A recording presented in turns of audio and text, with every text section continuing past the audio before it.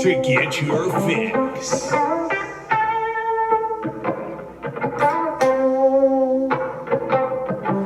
you ready? Are you ready to get your fix? Are you ready? Are you ready to get your fix? Are you ready? Are you ready to get your fix? Are you ready? Are you ready to get your fix? Are you ready? Are you ready to get your fix? Are you ready to get your fix? With the Wicks here on this alright Monday, January 24th, 2022. He couldn't get it done, folks. I don't really know what to say. What a weekend of football, though. Okay, what a weekend we had. I mean, just absolutely electrifying. It felt a lot like playoff football. I mean, the first weekend, 4 out of the 6 games were basically, or 4 out of the 6 games were blowouts. Okay, you knew who was going to win basically at the end of the first half. This weekend wasn't quite the same. There was times where you thought, okay, maybe like for instance the Bucs-Rams game. The Rams kind of walked away with it in the first half, and then the second half, here comes fucking big ball fucking Tom Brady doing his thing, trying to put his team in the position to win the game, to send them to the NFC Championship game. It didn't happen, but this weekend was fucking phenomenal. Okay, I mean, best weekend of football I have seen in quite some time. I mean, playoff football, that being, because regular season, it's not, the hype's not all around it. It's not just, you win or you lose or you go home, or you win or you go home, basically, is what the playoffs kind of entail. And this weekend shattered expectations, I believe. At least for me, it shattered. And that's basically the gist of the show today. So are you ready to get your fix? So obviously with the divisional round, there's only 4 games being played, 8 teams left. How you doing? Keep it moving. Saturday, 2 games. Bengals, Titans, and then the Packers, Niners. We were set for a really, really good Saturday. What's going to happen? A lot of the hype was around the Niners game rather than the Bengals Titans. A lot of people wrote the Bengals off, said, all right, well, this Titans team's going to be tough to beat. Good luck going into that game and walking away victorious. And that's exactly what they did. The Cincinnati Bengals played phenomenal. Absolutely phenomenal football out of the Cincinnati Bengals organization. I got to watch a good chunk of it all the way to the third, and then I had to leave to go to fucking an hour away during the snowstorm, try to trek through the snow, look where my tracks were. We figured it out. We got there safely, got home safely, so that was awesome. But one big takeaway that I got out of this, and it was the Cincinnati Bengals defense played awesome, played spectacular football. I mean, right from the get-go, I had the Bengals winning. That was my pick. John and Logan had the Titans, and I understood that pick because it's like, look, the Titans look like the better team on paper. Ryan Tannehill, Julio Jones, A.J. Brown, Derrick fucking Henry was back, was ready to play football. Sorta. To me, they went to Derrick Henry in one little shot. It was kind of a closer-up shot of him kind of just huffing and puffing. I was like, geez Louise. I'm like, I don't know if he is in game shape, and I 100% doubt he was in game shape. Okay, because we know there's a difference between being in shape, okay, going on a treadmill, going on a walk, going on a run. That's being in shape. Football shape is a whole different monster, okay? I mean, you have got to dip, dive, dodge, duck, and dodge, or dive, whatever the fuck it is, okay? You have got to make jukes left and right, be literally on your toes every single time you're running the ball, trying to make somebody miss and get an open field. And Derrick Henry just did not look game ready. He might have been closer to 100% than what he was at the beginning of the season per Ian Rappaport. That's what he said via the Pat McAfee show. Not sure I really buy it, but at the same time, he just didn't look ready to play football. You kind of got to ease this guy into things. Okay, he was playing with a metal plate, some screws in his foot and stuff like that. That didn't seem to affect him. It didn't seem like that was bothering him at all. It just didn't seem like he was in game shape, like he was not ready to play 100% or 110% in an NFL game, let alone be a playoff game. The dude had 20 attempts, okay, had 20 rushes, 62 yards. Yeah, he got into the end zone. So that's huge for him and building his confidence and getting him ready to play football. But it seemed as if like he was just not ready to go out there and perform at the highest level. Both of these defenses played absolutely spectacular. A.J. Brown, keep doing what you're doing, man. I mean, you are a fucking stud. 142 yards and a touchdown on the night. But it wasn't enough. It wasn't enough. Joe Burrow is a phenomenal football player. Jamar Chase had an awesome day, 109 yards receiving. Joe Mixon did his thing, 54 yards rushing with a touchdown. It was really, really good football, but it was a defensive game. It was a defensive battle. Joe Burrow was sacked 9 times. 9 times. I think that's the most in a playoff game in history in the NFL. That is ridiculous. And they found a way to beat the Tennessee Titans 19-16 in what was a phenomenal performance from the Bengals defense.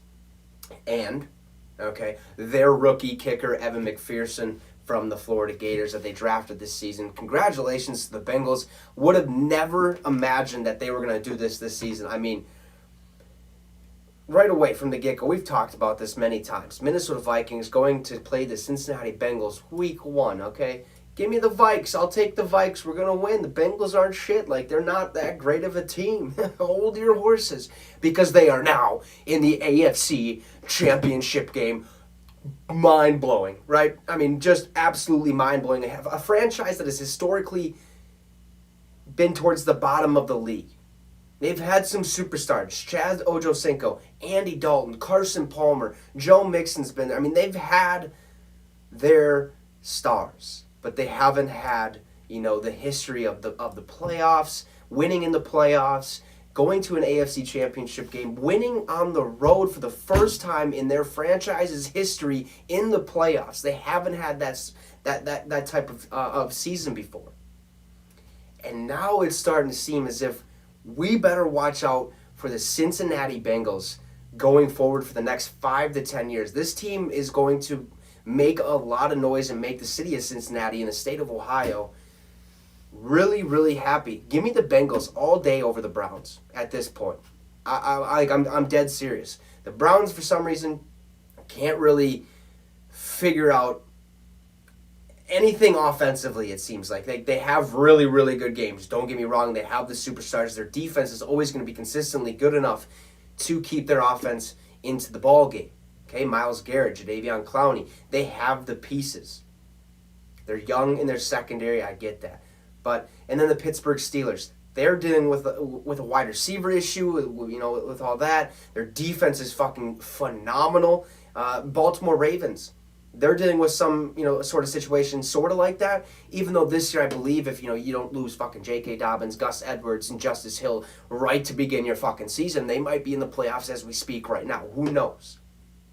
But the Bengals, with the chemistry between Joe Burrow and Jamar Chase playing at LSU together, that's a whole new monster in itself. That's a whole new thing to kind of add on to what the Bengals are building. They're a young franchise. Their offensive line, granted, not the greatest, but it's also a piece that they can go and, okay, let's fix this up a little bit. We're good at the wide receiver. We're good at the running back position because Joe Mixon, I mean, he can do it all.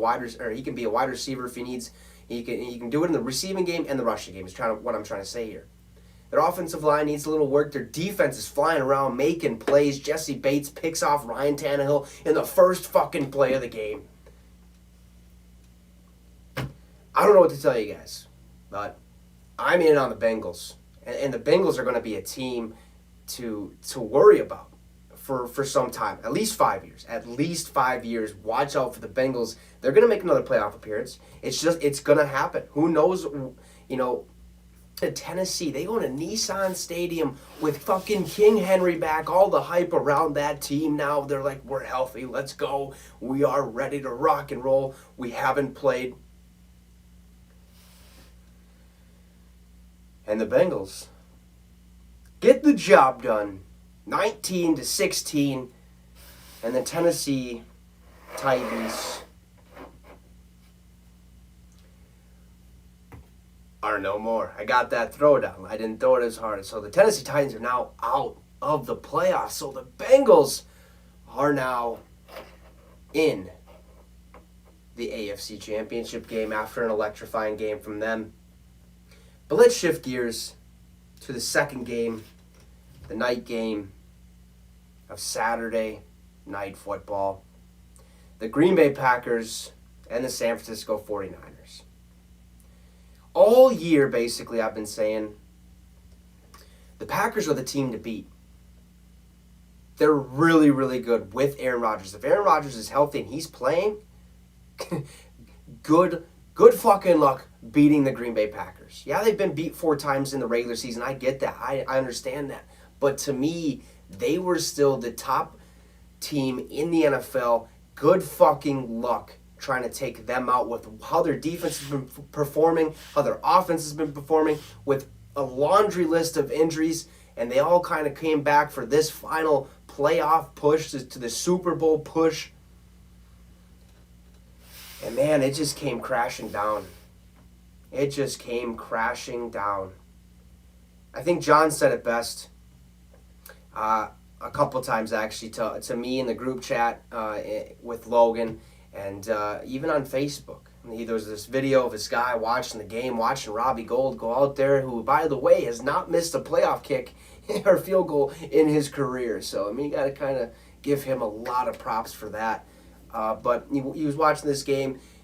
Robbie Gould kicks the fucking field goal. Fan fucking gets up, chucks his beer. Fuck, God damn it. Kicks the fucking door, puts a hole right through it. And John's like, I don't even know how you were that mad. It was more of like disappointment.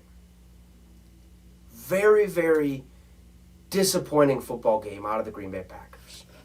A very, very disappointing season out of the Green Bay Packers. And look, I'm a Vikings fan, okay? Till I die. That's just how it is. That's how it's gonna be, okay? But being an NFL fan, being a fan of the sport, being a fan of football in general, I liked everything about the Packers. Everything they had to bring to the table. What they've done the past 3 seasons with Aaron Rodgers at the helm. I mean, 13-3, 13-3, 13-4. Get to the NFC Championship in back-to-back games. You're thinking, okay, this team, it's their fucking time. Give Aaron Rodgers, Randall Cobb back. You got Devontae Adams. You get his offensive line's ridiculously good. His defense is playing phenomenal football. And they lose. At Lambeau. The frozen tundra in the divisional round. And John also said this too. It was so disappointing because this is the best Packer team they've probably had in quite some time, maybe ever. And they fail. They failed to win. They failed to bring that Lombardi trophy home to Titletown. They literally, such a disappointing season. In the past, I haven't really been that big of a Packers fan. And that's because I was arrogant. My ego was there. I'm a Vikings fan. Fuck the Packers. Hate them. Don't care. I hope they lose. But after watching Aaron Rodgers on the Pat McAfee show on Aaron Rodgers Tuesdays and stuff like that, getting to know who he is as a person spiritually and mentally and physically, and knowing all that, getting to learn about him and seeing how he thinks and how he processes things, I've grown to like every team in a sense, right? I've grown to like the Packers. Not as much as I like the Vikings. I'm still diehard, going to be a Viking fan, for the rest of my life, okay? But I like what the Packers had this year. And it was just disappointing. I feel so terrible for John and for Packer Nation out there because this was their year. I 100% agreed with that. Like, this was the Packers' year. What the fuck happened? Robbie Gould is what happened. Green Bay Packers special teams is what happened. Wasn't Aaron Rodgers' fault. Wasn't Devontae Adams' fault. It wasn't the defense's fault. It was the Packers' special teams' fault. This entire season, their special teams have been abysmal. Absolutely garbage. You couldn't figure, they played terrible football this entire year. And if there was one thing that was going to take them down, it was their special teams. And that's exactly what happened in this game. The 49ers didn't even score an offensive touchdown this entire ball game. They kick a field goal, they block a fucking punt and take it to the end zone because the punting unit was literally 2-3 yards outside the end zone. Can't have it. Gotta be better. Gotta play better football. You got, and Colin Cowherd, blame it on the special teams, blame it on this, blame it on that. No, how about you just build relationships and have a better relationship with your team? Fuck off, dude. Have you not watched? I know he's all about hot takes, and he's a big broadcaster, sportscaster. He's been doing it for long, so kudos to him. But what the fuck was that? No, their special teams unit lost them the ball game. And this entire season, their special teams unit has been a problem. And lo and behold, in the playoffs, some team is going to find Green Bay Packers organization. They failed their fans and had one hell of a disappointing season. I couldn't be more upset for Packers fan, for John, who's a guest host on the show, my best friend. I just could not feel any worse for them. It's so heartbreaking for them. Because guess what? Next year, their projected cap space, they're projected over the cap space by $44.8 million. So you know what that means? The people that you see on their team every single Sunday, at least this season, probably won't be there. Aaron Rodgers probably won't be there. Devontae Adams probably won't be there. Randall Cobb probably won't be there. Robert Tonyan, Zadarius Smith, probably Rasul Douglas. The list, Adrian Amos, the list literally goes on and on of who potentially will not be a Green Bay Packer next season. We might see Aaron Jones or A.J. Dillon get traded or get released so they can save cap. It's so disappointing.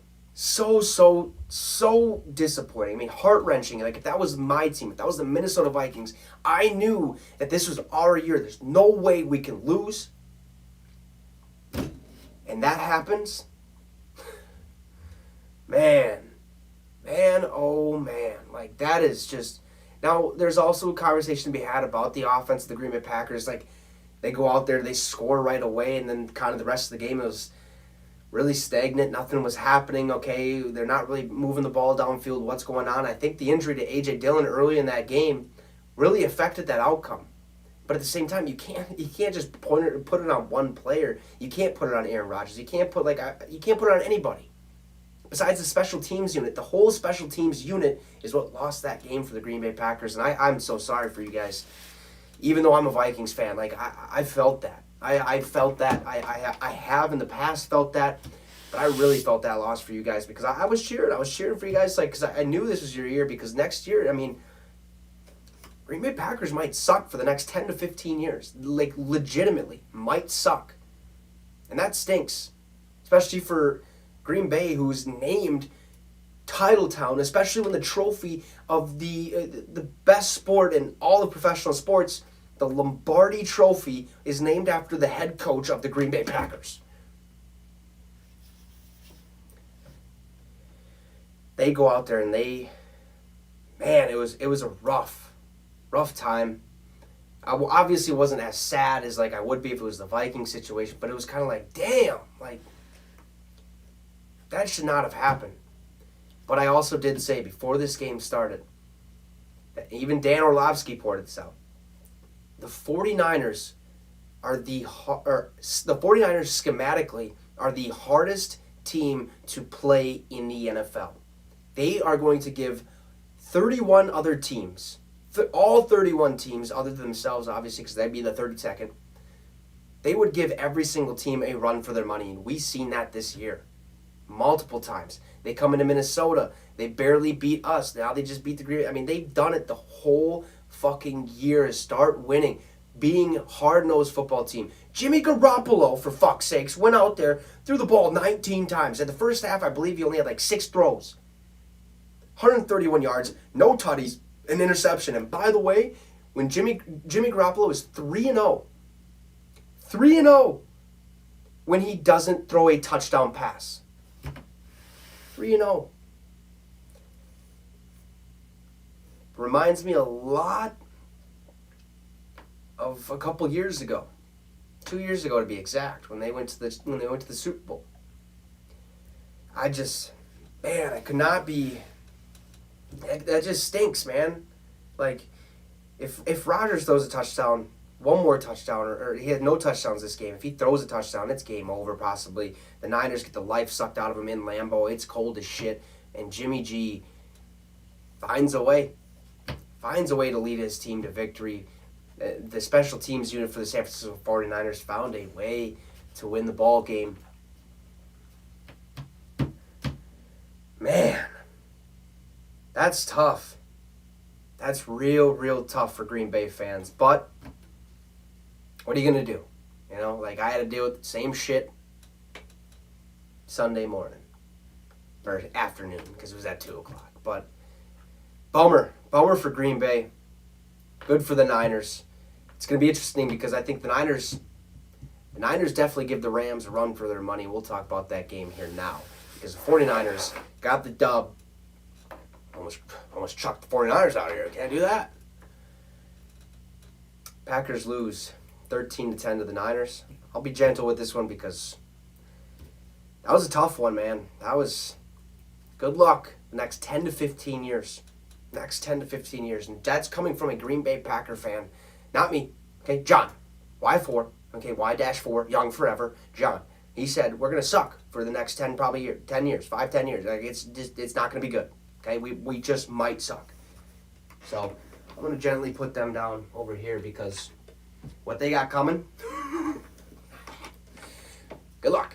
I mean, it is what it is. But the Niners are now going to the NFC Championship game. But this game, right fucking there. God damn it, Tom.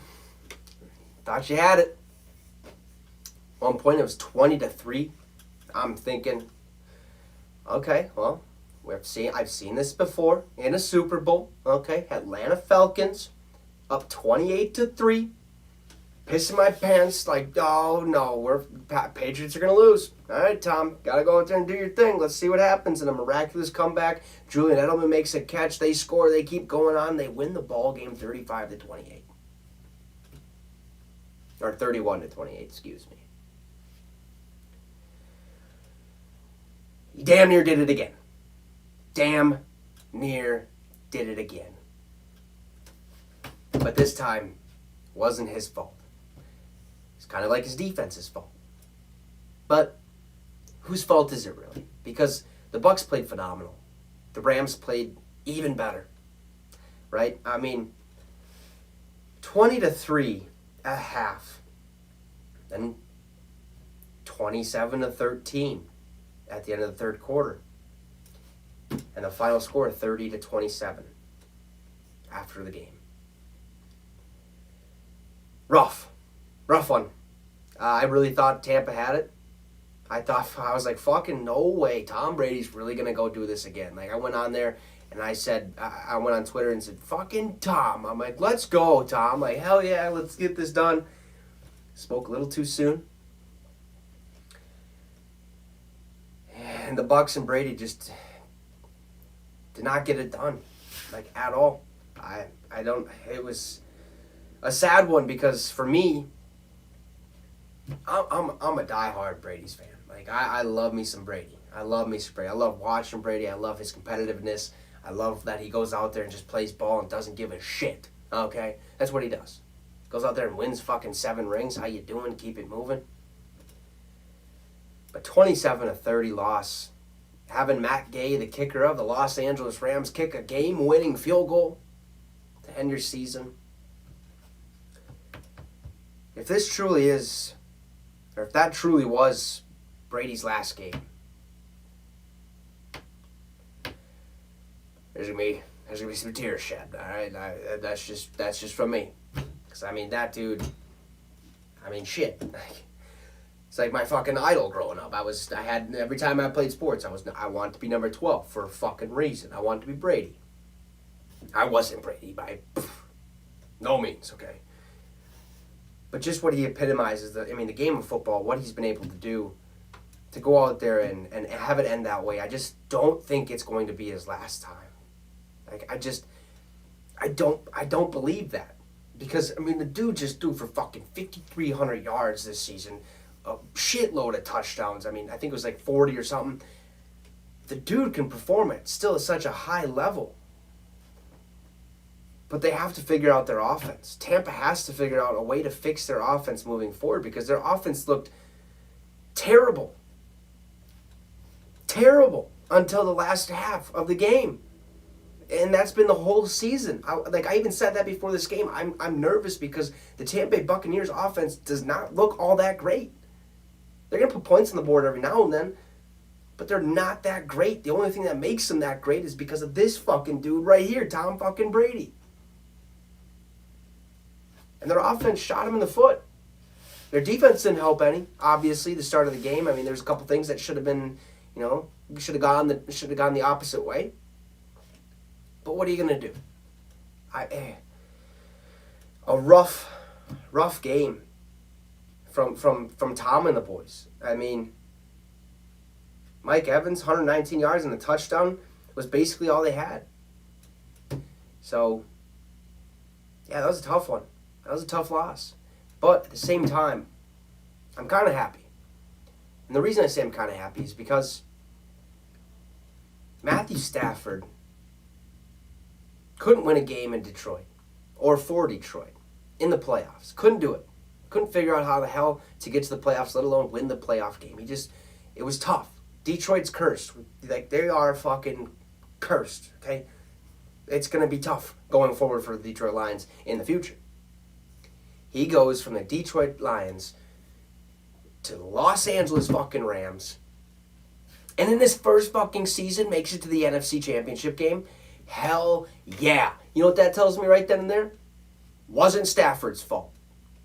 It was the Lions organization's fault because they don't know how to pick or draft players. They don't know how to go to the free agency and fix their shit. They don't know how to amend relationships with, say, Calvin Johnson or Barry fucking Sanders, who both retired early. The Lions organization historically have been shit, right? And they always get a Thanksgiving game. Like, who the fuck wants to watch the Lions on Thanksgiving?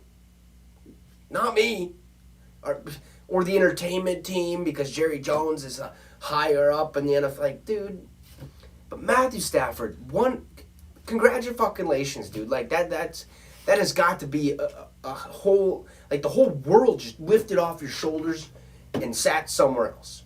Like, that is awesome. I could not be happier for him because he deserves it, man. First year, NFC Championship game. See you later, Tampa. Jesus. Tampa Bay. Good God. Almost had it. Okay, almost had it. We didn't, but almost, okay. But Matthew Stafford, man, go win yourself a fucking Super Bowl. You win a Super Bowl, Hall of Fame's the next stop, buddy. Hall of Fame is the next stop. To have to deal with what you had to deal with in Detroit, to come over to Los Angeles in one season and say, how you doing? How you doing, huh? How's your family? Like, we're gonna go all the way. How about that, okay? Fuck you, Detroit, basically, is kind of what it feels like, but he loves Detroit. He loves what happened there and stuff like that. But I'm pumped for the dude. Like, I'm rooting for him. Like, I'm ready for him to go win a Super Bowl. Like, honestly. The dude's phenomenal. Hopefully he can do so. But here's the kicker. and we'll talk about this too more tomorrow and stuff like that in the next couple days, but Kyle Shanahan, the head coach of the San Francisco 49ers, is 6-0 in his last matchups against the Los Angeles Rams. Does that say anything? Him and Sean McVay, Kyle Shanahan has the edge. Okay, they've won the last 6 games against the Rams. But that means you also got to think, when's that going to end? And that very well could end in the NFC Championship game next Sunday at 5:40 Central Time. 5:40 p.m., not 8 a.m. Could you imagine? Oh my Jesus. I probably wouldn't be up for that one. Even though it's a playoff game, I probably would try. I mean, 5:40 p.m., so that's going to be an absolutely exciting football game to watch, basically. Oh, jeez Louise. But let's talk about potentially the greatest game to be played all fucking year. Probably the greatest game in playoff history, where I said, hey, expect this game to be 55, probably 60-plus points scored between both teams. Folks, 78 points were scored in this game. 78 points. Yeah, I went to overtime, but I said both of these offenses are fucking electrifying. They're explosive. They can score in a blink of an eye, and we seen that multiple times last night. Multiple times. At the end of the first quarter, 7-7. At the end of the half, 14-14. At the end of the third, 21-23 Chiefs. And then at the end of the fourth, well, 36-36. And then they go to overtime. The Chiefs find a way to march all the way down the field because of a coin flip. It is what it is. And win the ball game 42-36 with Josh Allen not even having a chance to give his team, or at least tie the ball game. But that's just how overtime works. That's the rules. But this game was fucking phenomenal. Okay, Gabriel Davis, 4 touchdowns. Fuck yeah, how you doing? Fucking keep it moving. That dude on a contract year went out there and performed mightily. Made his next fucking contract negotiation that much harder, but that much better for himself financially, for his family financially, setting his family up for the course of the rest of their lives, basically, because Gabriel Davis is a dog. Okay, he came out of nowhere. He had a couple games that we talked about where he actually did some things, did some really nice things. But, I mean, this game, he goes out there and scores 4 touchdowns, 201 yards receiving, 8 catches. Dude's a fucking monster. Josh Allen's a monster. Perfect in the playoffs. It was either 9 touchdowns or, 9 touchdowns in the playoffs, 0 interceptions. The dude balled out, did whatever he could to potentially give the Bills the edge. They were down with like 40 seconds or something like that left in the ball game. They marched down the field so quick, so easily. He was literally back there just dicing the defense apart, like making it look easy, and then scores a touchdown, ties the ball game. And the Chiefs tried to do their thing, couldn't do it, but it is what it is. They go to overtime. Josh Allen gets to call the coin flip because he's the away team. He says, tails. You know why? Because tails never fails. But it did. Chiefs win the coin toss. Patrick Mahomes goes out there and does his thing. Gives the Chiefs another great performance, another great victory, and another AFC championship game. That game was fucking amazing. I mean, absolutely bonkers. I knew it was going to be high scoring. I knew it was going to be fireworks right from the get-go, and that's exactly what we got. Like, phenomenal performance by both of these guys. Sucks for the Bills because I really thought it was their time, their turn in the matchup. The last 3 times, or the Bills and the Chiefs have played each other in the last 365 days 3 times. The total score, 100 Chiefs to 98 Bills. 2 points separates these last 3 games for those guys, for those 2 teams. And I can't be more excited for the next 10 to 15 years. And I say that because Josh Allen versus Patrick Mahomes is going to be the same, if not more electrifying, than Peyton Manning versus Tom Brady in the AFC. And that's exactly what we got here. Like, that was rivalry at its best. That was playoff football at its best. That was electrifying. Like, that game was mind-blowing. Like, it was crazy. I even sent out, I was like, down goes Mahomes. They should take that back. That aged pretty badly. And fucking, here he comes, wins him and just an amazing performance by both teams. Just an amazing performance. But fucking Patrick Mahomes and the Chiefs got the job done against the Buffalo Bills. Okay, 42-36. And our AFC, NFC championship games are now set. And I cannot be any more pumped, jacked up for this. If I had to pick what's going to happen or who's going to be in this year's Super Bowl, it's going to be those two. That's what I just think. That's what I believe. But hold your horses. Because like I said, the Niners, the last 6 games, have beaten the Rams. The last 6 times they've met up, the Niners won.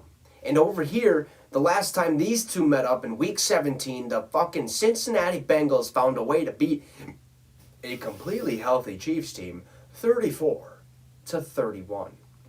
And anything can happen in the playoffs. This is a brand new season. Like, it literally is a brand new season, and these 4 teams have found a way to win and be the best of the best, be the top 4 teams in the NFL. How you doing? Keep it moving. And I couldn't be more excited for the NFC, AFC championship games. Both of them, I think, are going to have a lot of fireworks, but the Chiefs, something tells me, they could be going back to their 3rd Super Bowl in the 3rd year. Okay? Patrick Mahomes, since being the starter in the last 4 years, has put the Chiefs either one game away from the Super Bowl or in the Super Bowl every single year as a starter. Dude's he's getting up there. Okay, the dude's fucking phenomenal at such a young age. He signed a $500,000 or $500 million contract, 10 years. How you doing? Keep it moving. The man's set for fucking life. His brother's out there fucking TikToking, doing his little dances and shit. I'm surprised that didn't fuck him up. His fucking fiance or wife, was up there fucking spraying champagne on everybody while they were just like, what the fuck? Like, I know it's cold out here and I'm sticky. Jeez Louise. Can't believe that didn't fuck him up. Okay, but he probably had a conversation with them like, stay the fuck out of my way come game day, because if you're in my way, we're going to have a few words. But that also makes me think, I don't want to see Jackson Mahomes in the Super Bowl. I don't want that. Jackson Mahomes, by the way, is Patrick Mahomes' brother, the guy that TikToks and shit, and yeah. He's a scumbag, okay, to say the least. He thinks he's hot shit because he has the Mahomes name. Yeah, he's a TikTok superstar, but if he doesn't have that last name, probably not a TikTok superstar. Okay? Just my 2 cents on that whole thing. But pumped for these two games, these 4 teams.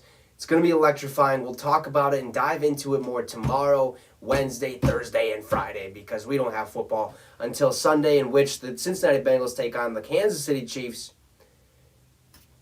in Arrowhead, okay, in Arrowhead, Saturday, I believe, at 2. I want to say it's at 2.